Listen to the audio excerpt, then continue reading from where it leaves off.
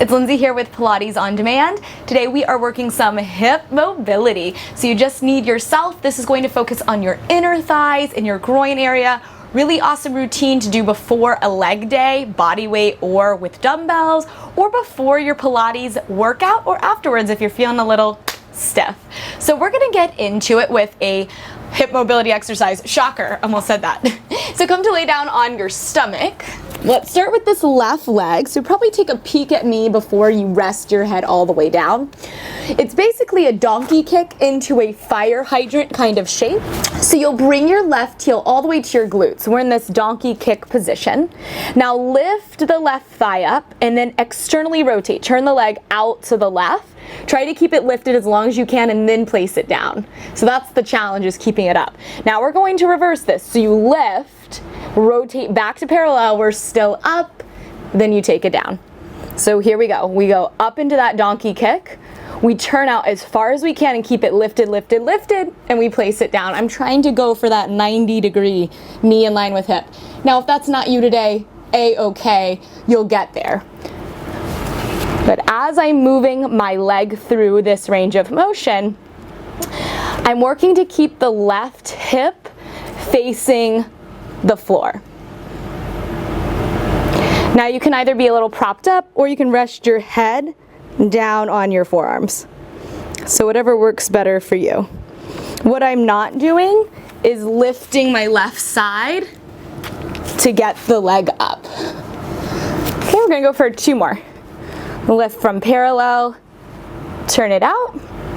Lift from the turn out, turn it parallel. 1 more, please. So we go up, open, lift, turn it in. Okay, you guys, we're swapping things up. So take it over to that right leg. So bend your right heel to your low back. We're in that parallel position. Kneecap faces the floor.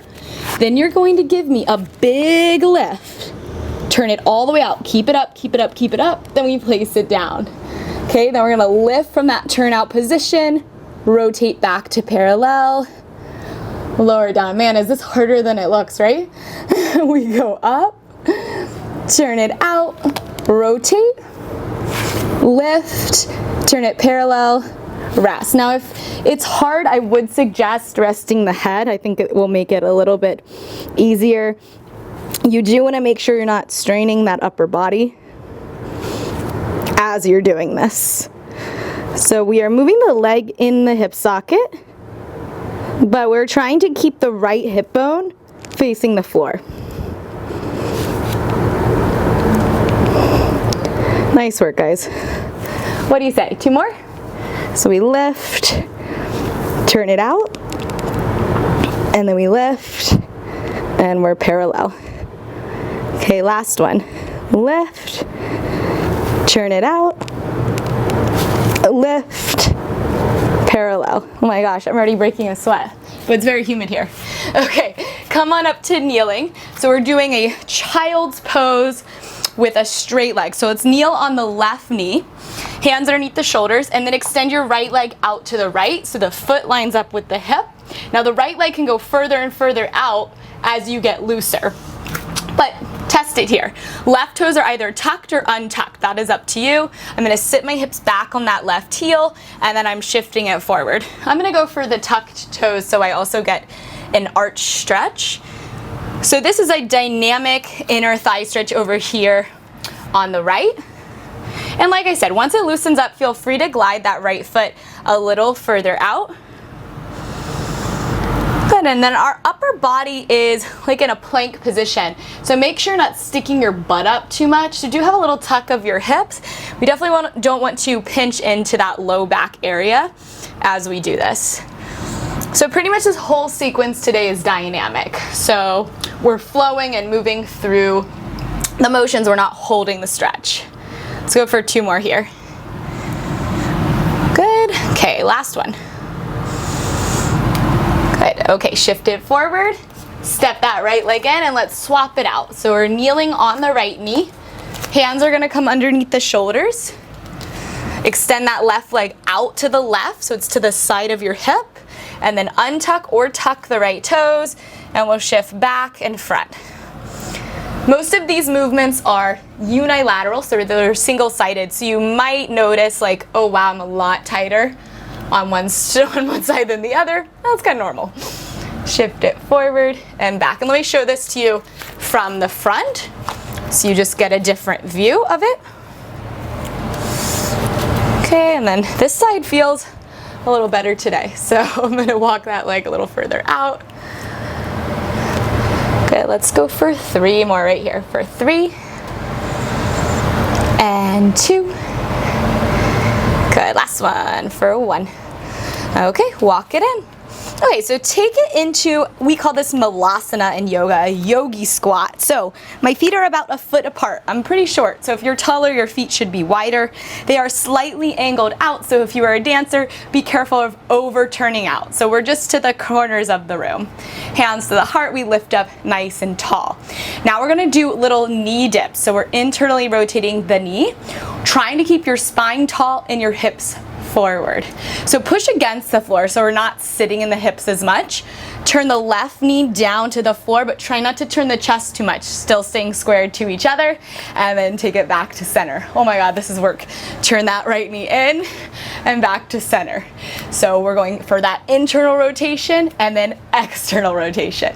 And we can definitely feel and see that the core and spine is working a lot to stay tall and upright. Woo! Let's go for 5.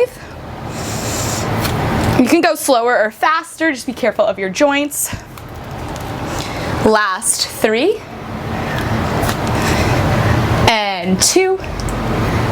Last 1 for 1. Okay, we're coming into a prone butterfly. So it's that butterfly shape we know and love, but we face the floor.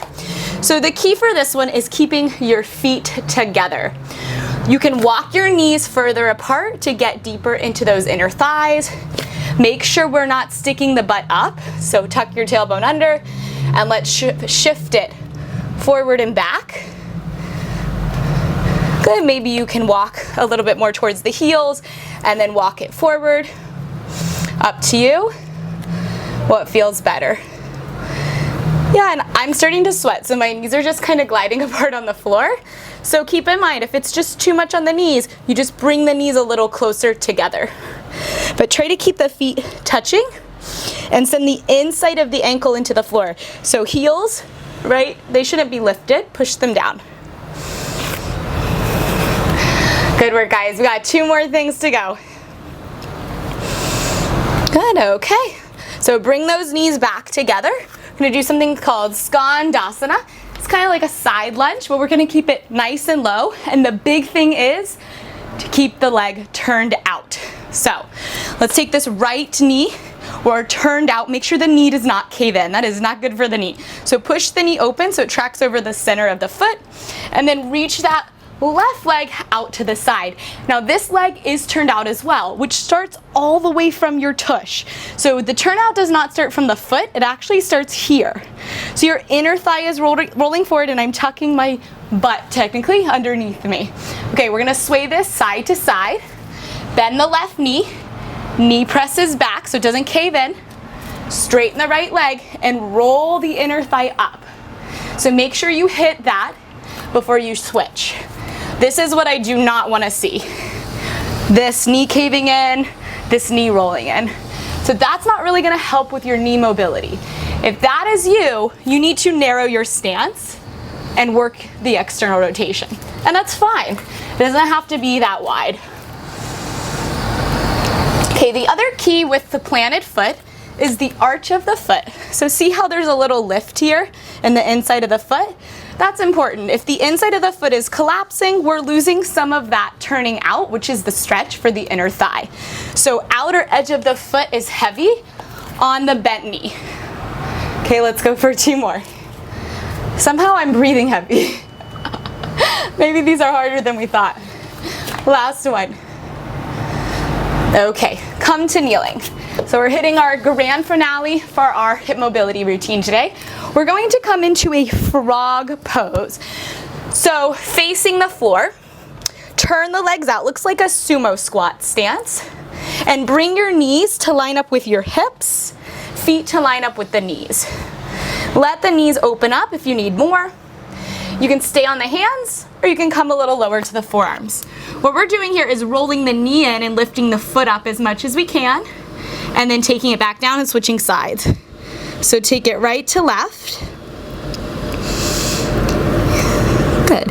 You can totally go lower and get the chest on the floor. Just be careful of that arch in the spine I was talking about. Good, so my upper body is in a forearm plank-like position, or you're in your hand plank-like position.